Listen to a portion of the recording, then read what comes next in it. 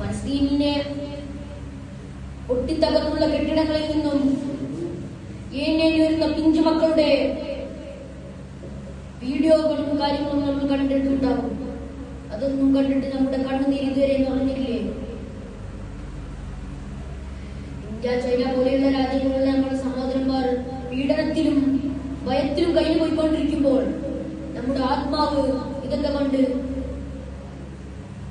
വേദന കൊണ്ട് ഇടയുന്നു. ഈ വേദനകളൊന്നും നമ്മുടെ മനസ്സിനെ അലട്ടുന്നില്ലേ? എന്റെ മുഅ്മിനീങ്ങളെ, നമ്മൾ മാറി ചിന്തിക്കേണ്ട സമയം അതിക്രമിച്ചിരിക്കുന്നു. കാരണം ഈ വേദനകളൊക്കെ നമ്മളോട് ചോദിക്കുന്ന ഒരു ചോദ്യമുണ്ട്: എവിടെ പോയി നിങ്ങളുടെ ധൈര്യം? എവിടെയാണ് നമ്മൾ വഴിതെറ്റിയിട്ടുള്ളത്? ഈ ചോദ്യത്തിനൊക്കെ ഒരു ഉത്തരം മാത്രമേ നമുക്ക് കണ്ടെത്താൻ സാധിക്കുള്ളൂ. അത് നമ്മുടെ ഐക്യമില്ലായ്മയാണ്.